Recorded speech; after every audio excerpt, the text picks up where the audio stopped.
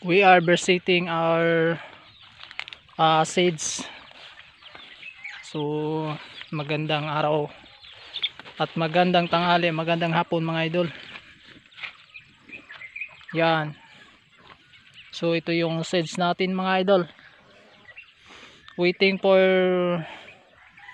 the clearing area for the transplanting our seeds. Ayan. So medyo matibay na yung mga puno nito mga idol, ay tamang tama na ay itanim. Pero sa ngayon ay nag-aantay tayo kasi hindi pa nalinisan yung area natin na pagtaniman nito sa sobrang busy. Napakadami po ang ginagawa natin. Nakisabay din ang panahon na hindi nagkaroon ng malakas na ulan dito sa ating lugar, kaya mahirap tayo magbigay ng maintenance sa ating mga tanim, especially sa tubig. So sa tubig, lalo na sa tubig, ay mahihirapan tayo, kaya nididelay tayo sa ating trabaho mga idol. So waiting ito sa cleaning area. Kung malinis na ang area na tataniman, ito transplant na natin.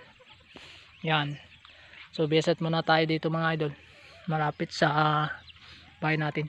Ito yung area mga idol ay proposing project sa ating chicken, no? So alaga tayo ng native chicken dito sa ating backyard. So mag-start lang muna tayo sa maliit lang muna. Yung konti lang muna na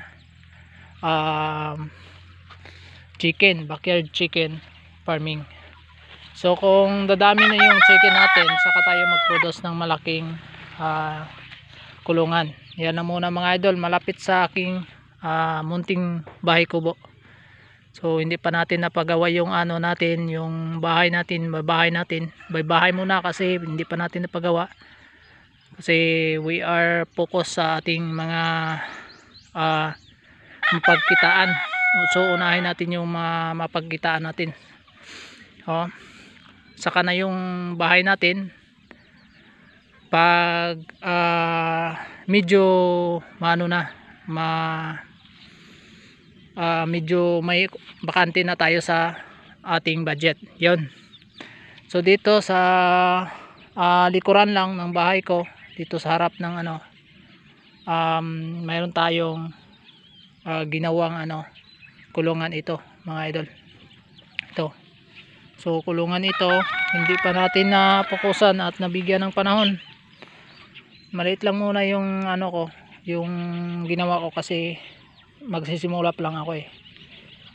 So hindi natin napokusan ng time kasi inuuna natin yung gulay natin, kasi doon tayo kumikita sa gulay. Ito dito sa bakuran ko na dati ay tinaniman ko ng talong mga idol, ay ngayon ay tinaniman ko na ng mais.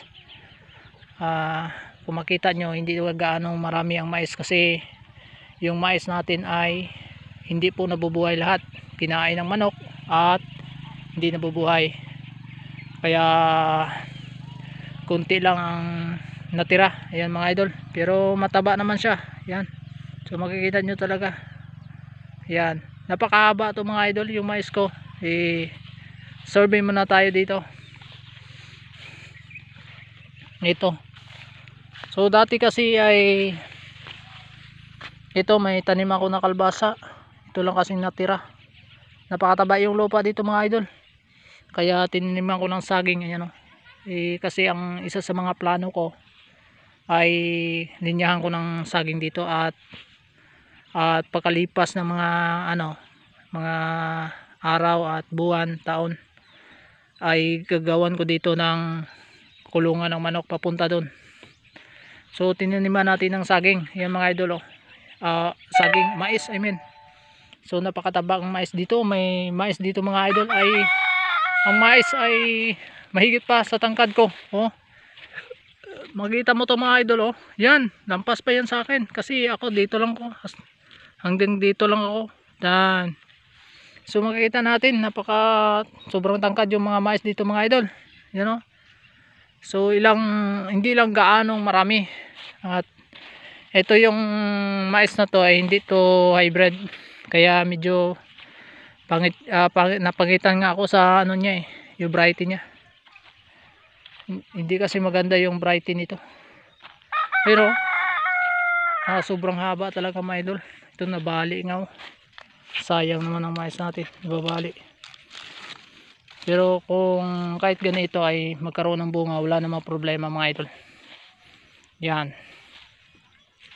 So dito sa taas ay gala tayo dito. Dito may mga talong ako dito eh.